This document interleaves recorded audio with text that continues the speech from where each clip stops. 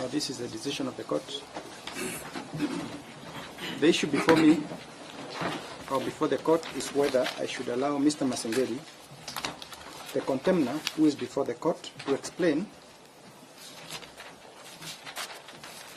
why he deliberately disobeyed the orders of summons by the court, which led to his conviction and sentence.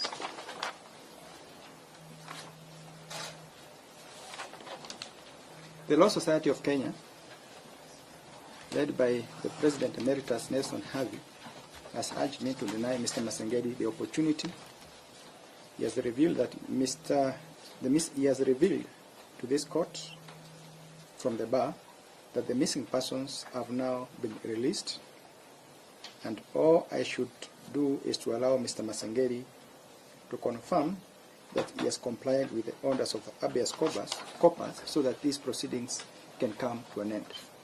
Additionally, he has argued that Mr. Masengeli has filed 2 applications before the Court of Appeal where he has appealed against a conviction and sentence, and 1 where he seeks an order of stay of these proceedings. Mr. Dan Manzo has argued or submitted that the court is now functus official, since the jurisdiction of this court now rests with the Court of Appeal, has now been vested with the Court of Appeal following the filing of the 2 appeals.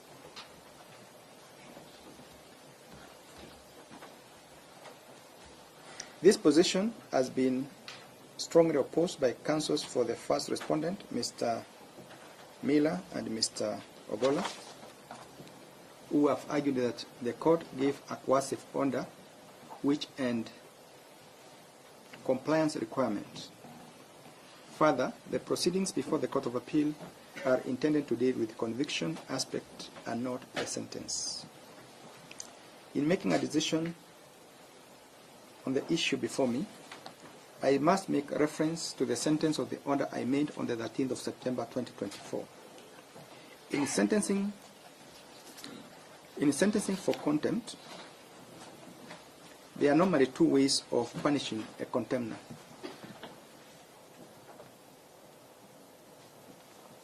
Okay, 2 major ways.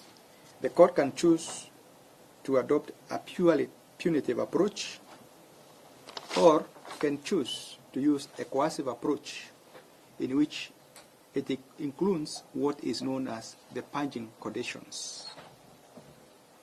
The coercive approach gives the contemner the opportunity to save himself from punishment, the equivalent of purgatory in religious circles, so that if the contemner complies and fulfills the obligation required of him by the court can weigh and consider whether he has cleansed himself of the original sin.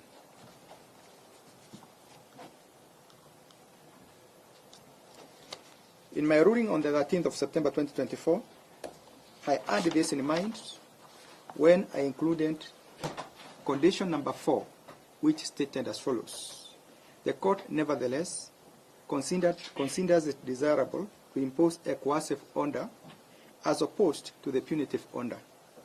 In this regard, Mr. Gilbert Masengeli can avoid serving the sentence if he complies with the direction to obey the court summons. I thus suspend the sentence for 7 days only. The acting Inspector General can redeem himself by availing himself before the court in person to answer to the issues he has been avoiding within 7 days. In default, the sentence shall automatically become effective. Having stated as much, and the contemner having availed himself before the court before the lapse of the 7 days, I would be going against my own orders if I deny him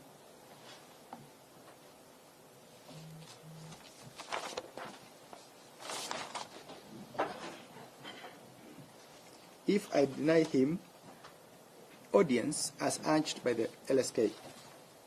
This is a court of justice and must act fairly at all times towards those that appear before it.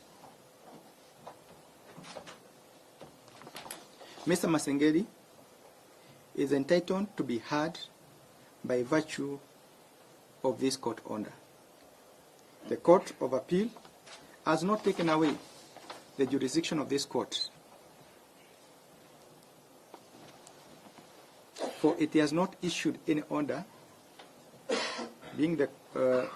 barring this court from hearing Mr. Masengeli. This court is not functus official either, as the sentence was not purely punitive, but coercive, laced with purge conditions that the court reserved to consider before the sentence becomes effective. I will thus allow Mr. Masengeli to take to the stand and redeem himself. Most obliged.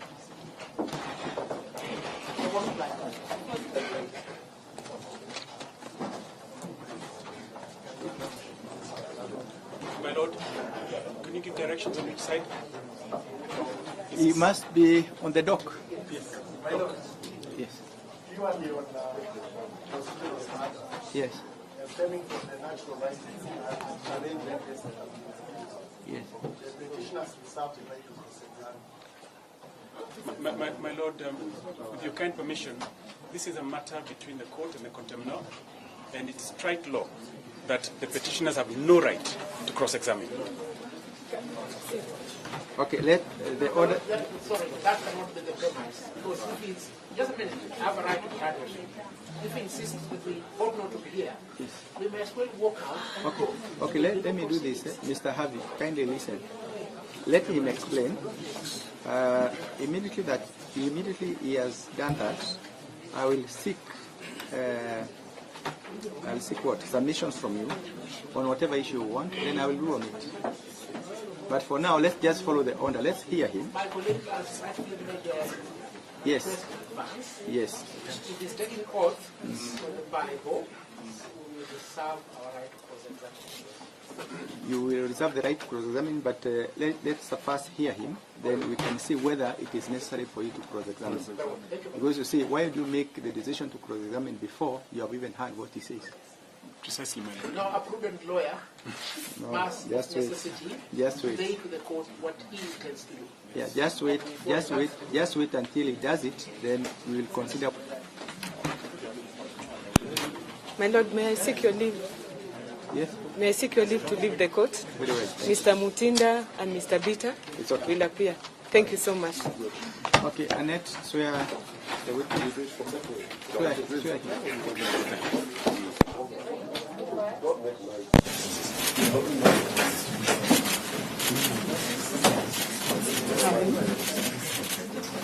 So is the Peter Kasawiti. I swear by the name of the Almighty God.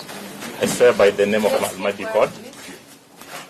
I swear by the name of the Almighty God I swear by the name of Almighty God that the evidence I shall give that the evidence I shall give touching the matter in question touching the matter in question shall be the truth, shall be the truth, the whole truth, the whole truth, and nothing but the truth. and nothing but the truth. So help me God. So help me God.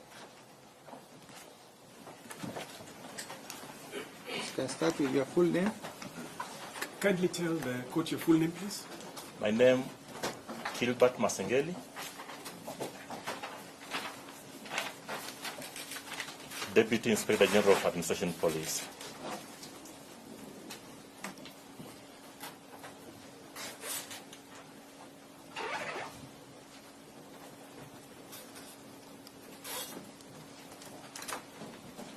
Can you tell the court the specific roles or role that you have been serving within the Inspectorate of Police?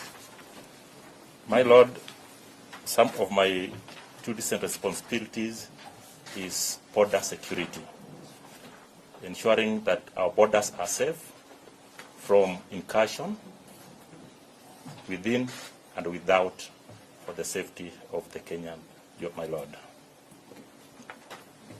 Now,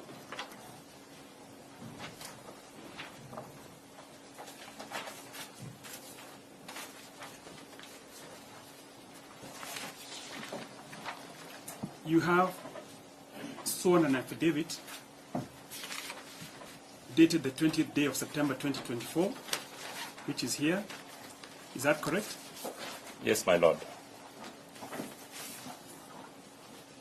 Affidavit dated? 20th of September 2024.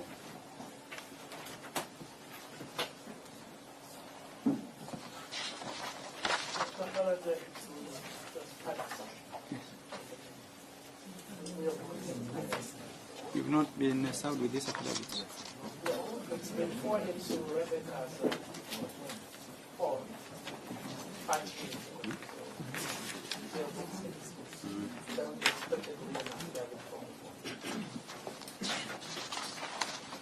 Would it assist if I give you time to go through the affidavit?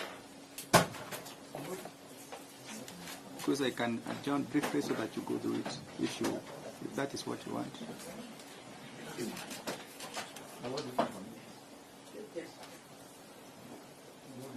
Because basically what he's trying to say is he's going to rely on some of the information in the affidavit. Is it possible for me to allow you to go through that affidavit? I have a copy. I have a copy here, but I would, if you don't mind, I could ask my court assistant to have it photocopied at the court. I hope there is a return of service. No, let's not get to that. We just want to do things in the right way. Yeah. Yeah, I just wanted them to get it. Mr. Nelson Havi, I want us to agree. Can I adjourn for 20 minutes so that you can, maybe 20 or 30 minutes if you wish? I think 20, even 15 would be good. Very well. So in, yeah.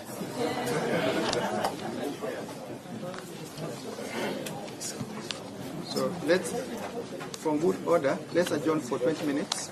We allow the petitioners to peruse the affidavit, and then we can proceed after that.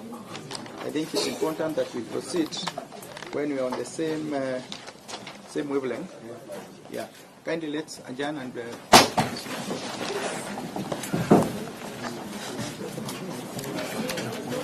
Just